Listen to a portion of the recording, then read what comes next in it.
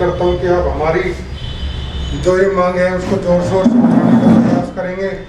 हमारी जो मांगे थी कि भारत सरकार ने 1 फरवरी से लेकर 31 दिसंबर 2020 तक जितने भी कागजात थे गाड़ियों के, उन पर पेनल्टी को बढ़ा दिया था कि 1 जनवरी 2021 से वो लागू होंगी, लेकिन अपनी जो पुलिस प्रशासन है वो उनको नहीं मान रही है और ऑटो चालकों का रोज चालान कर रही है। किसी का 20,000 तो किसी को 25,000 रुपये कर रही है, जिस कारण ऑटो चालक बहुत ही ज़्यादा दुखी हैं।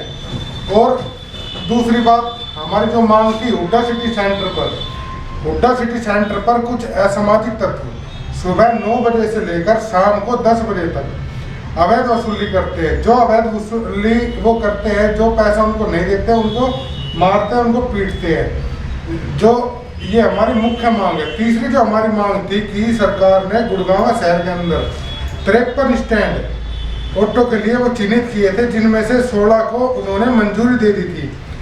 ये इन बातों को भी मेरे ख्याल से 3 या 4 साल हो गए, लेकिन आज तक हमें एक भी स्टैंड कहीं पर नहीं मिला है।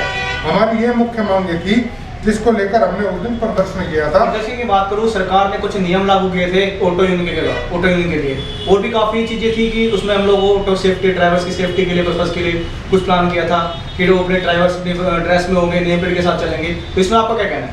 सर, हमारे जितने भी ड्राइवर, जो हमारी यूनियन है हरियाणा ऑटो चालक संगठन, जो हमारी यूनियन से जितने भी ऑटो चालक जुड़े, वो सभी अपनी वर्दी में चलते हैं, कानून का नियमों का पूर्णता से पालन करते हैं और किसी भी सवारी के साथ मिसबिहेव नहीं करते। हमारे ऑटो चालक तो ऐसे कि अगर किसी सवारी का पैसे तो दूर की बात, मोबाइल में कोई छोटा सा रह जाए उसको भी वापस जाकर उनको दे के आते हैं। सरकार को खिलाफ क्या कहना है आपका? सरकार ने जो वादे किए थे ऑटो यूनियन को लेकर, तो क्या कहना है इस पर?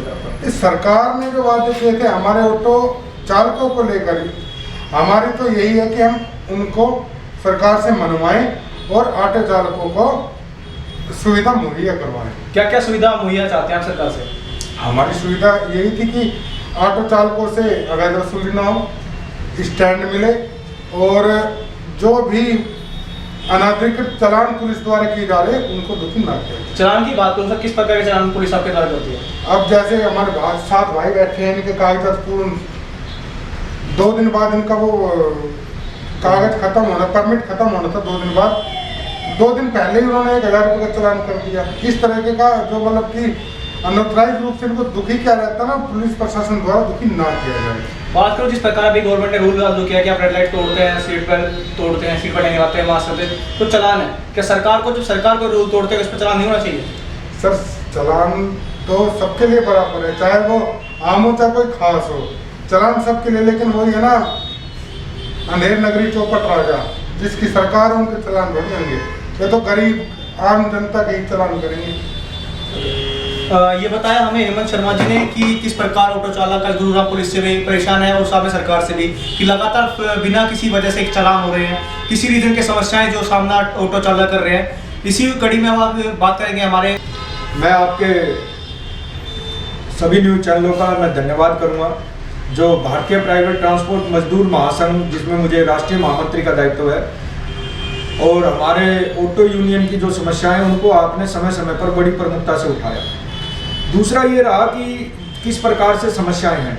हमारा जो ये प्रदर्शन था, विरोध प्रदर्शन था, ये अखिल भारतीय स्तर का कार्यक्रम था और जिसमें पूरे देश भर के भारतीय मजदूर संघ के कार्यकर्ताओं ने जिला उपायुक्त के माध्यम से केंद्र सरकार का विरोध किया, क्योंकि केंद्र सरकार ने जो हमारे 44 श्रम कानून थे उन कानूनों को खत्म करने का काम किया है और उनकी जगह केंद्र सरकार 4 वेज कोड लाई है।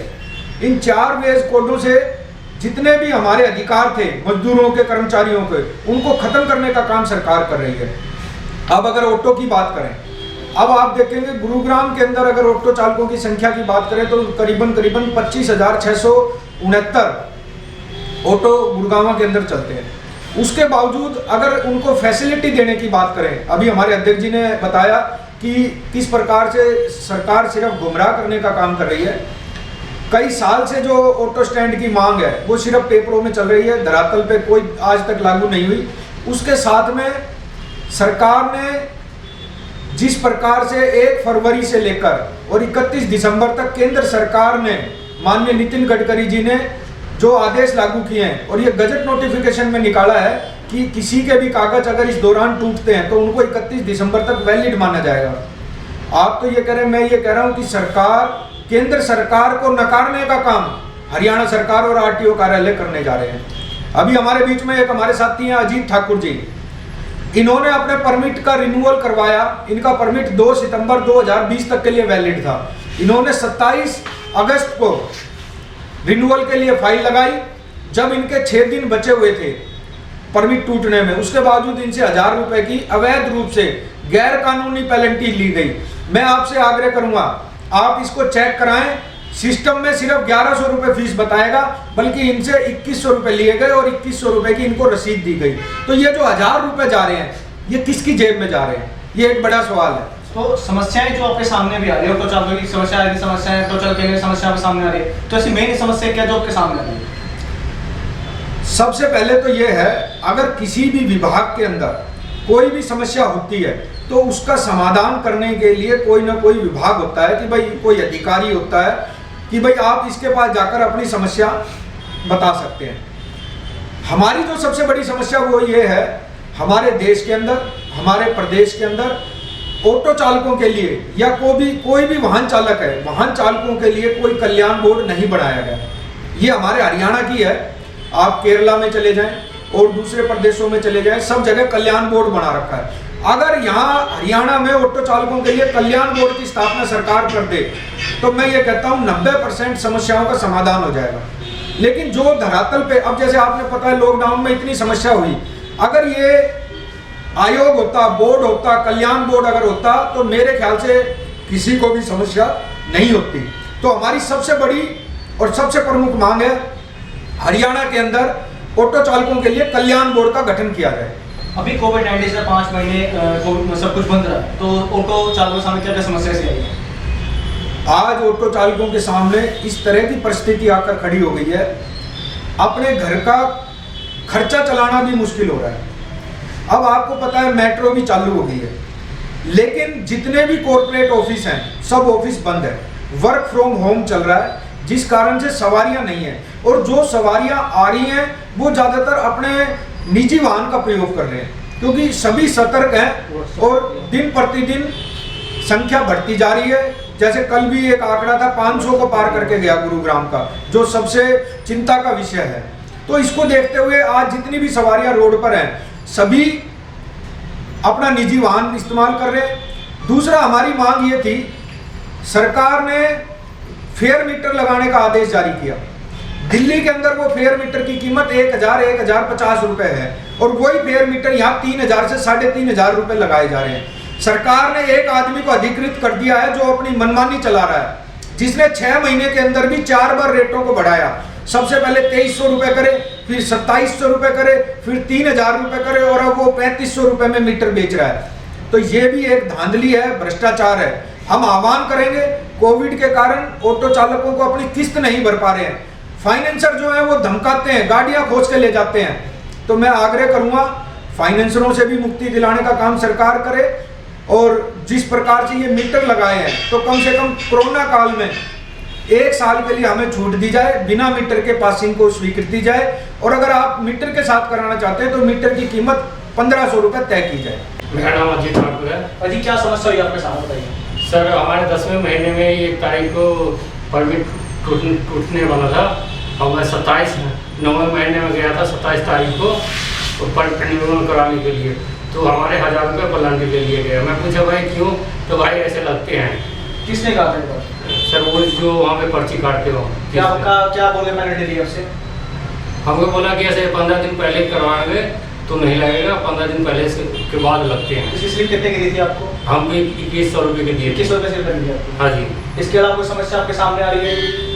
हाँ जी, आ रहे हैं। ड्राइव करते हैं आप? हाँ जी, कहीं भी जाते हैं होमगार्ड रोक लेते हैं, बोलते 1000 रुपया तो कागज पूरा है, फिर भी बोलते वर्दी भी है, फिर भी बोलते 1000 रुपया, तो ये सब प्रॉब्लम आती है। इसके अलावा कोई समस्या कोविड-19 में किस प्रकार आपने अपने घर को चलाया? सर वो तो घर पे थे। आपका नाम है? मेरा नाम सुजीत कुमार है, ऑटो चलाता हूँ उदासी सेंटर पे।